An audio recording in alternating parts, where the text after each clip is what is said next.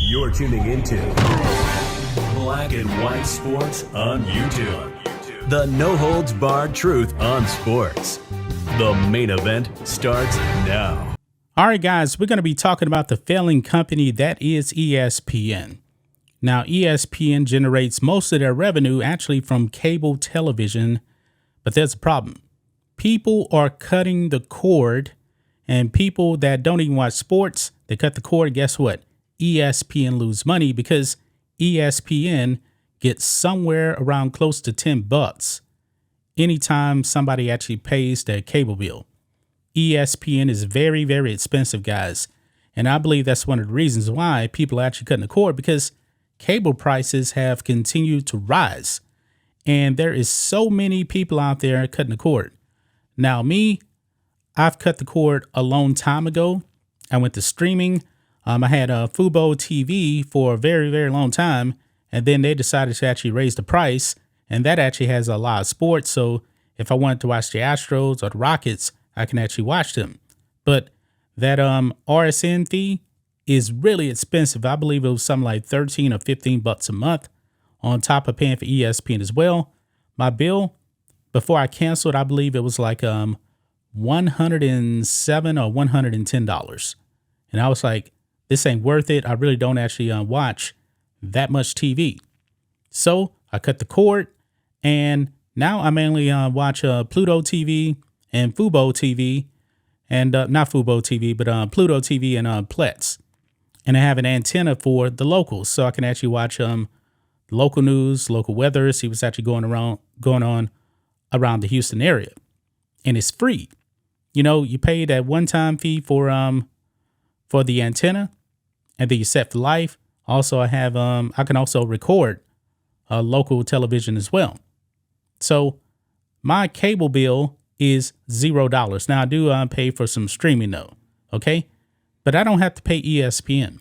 And people like me are the reason why ESPN is losing a whole bunch of money. Now, Disney owns ESPN, and Disney has Disney Plus. In the last quarter, guys, they lost $800 million on Disney Plus. A whole bunch of money. Now, these companies that actually have their own streaming services, they're not making a profit.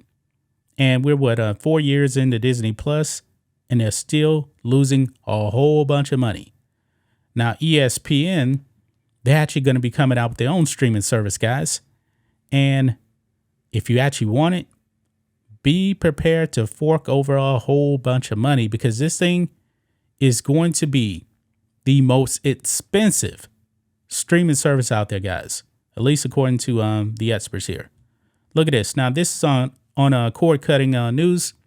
Great YouTube channel, by the way. Luke does a great job over there. Go and subscribe to Cord Cutting News. But look here. He writes this article here talking about how much ESPN will end up costing you if you actually want it.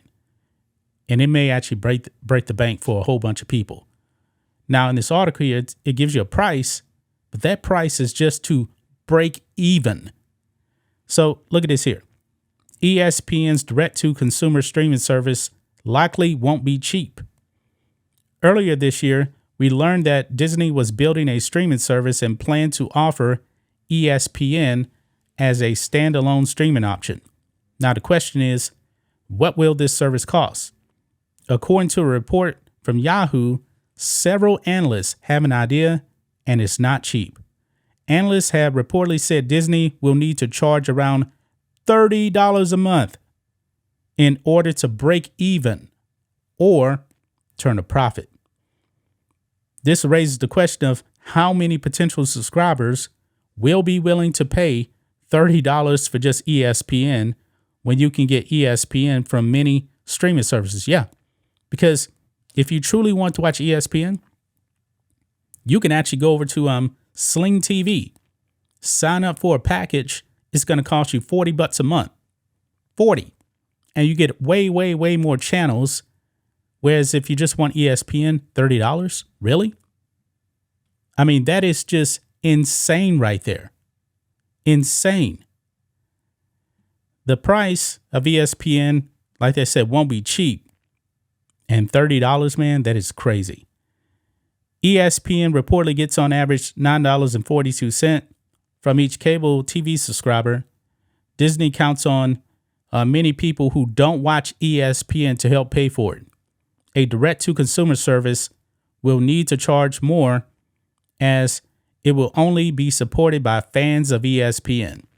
The only question is, how much more will this streaming version be? And if they're talking about, $30 just for that, that is outrageous, guys. Because when you look at a lot of these streaming services here, a lot of them are probably on average like $10 a month. 10. Like I believe AMC Plus, $10 a month. Paramount Plus, I believe, is $5 a month. Peacock has a $5 option with ads. But if you don't want ads, it's $10 a month. I believe they're actually raising that a little bit, but I could actually be wrong about that. Netflix. I mean, the most expensive one I can actually think of is actually like HBO. Well, it's actually called Max now. And for the top tier, I believe that's like $20 a month. 20. They're talking about 30. 30, man, that is just insanely expensive. I don't know how many people actually want to do that, guys. Even for people, that enjoy ESPN, but they want to cut the cord because they don't like their cable bill. And chances are, guys, you already know if they get ESPN, they're going to be signing up for other stuff too. And then they're going to be back up to the same price as their cable bill, probably, if not more, depending on what they actually want. So what does this actually say about like ESPN Plus? ESPN Plus, I believe, is like really, really inexpensive, if I'm not mistaken. I believe it's like maybe like, I don't know, $5, $6, $7 a month, something like that. And they actually have live sports on there. Now it's they have the XFL on there. I believe they have some, they may have some PGA stuff on there. But they're talking about, hey, like your first takes, your sports centers, all that stuff being strictly on a streaming service. I think this thing is doomed to fail. I don't think many people are going to sign up for this. I don't know what Disney's thinking, considering, they're losing a whole bunch of money on Disney Plus. And guys, when you actually look at it on Disney Plus, the best stuff on there is really like old stuff, because the new stuff, they're pushing woke propaganda. The Star Wars new stuff ain't good. Clone Wars is great. But like I said, that's old stuff from the George Lucas era as well. I mean, Avatar, I believe, is on there. That's an older movie. But like Avatar Way of Water is actually on there, but it's also on Max. Like I watched it on Max and it's free. It's free because I actually don't pay for Max. So, man, I don't know what's going to happen, guys, but what do you guys think of this? Would you guys actually pay $30 a month for ESPN streaming service? And you know what? They're probably going to end up raising that price, because even Disney Plus, they've already started to increase the price already. So that $30, guys, if they release it like next year, which is, I believe, the projection, in a few years, they're going to raise up that price. It may be $40 because they're not breaking even. They're not making a profit. This thing is going to be a disaster waiting to happen, to quote Stephen A. Smith. That's just my thoughts on this. What do you guys think of this?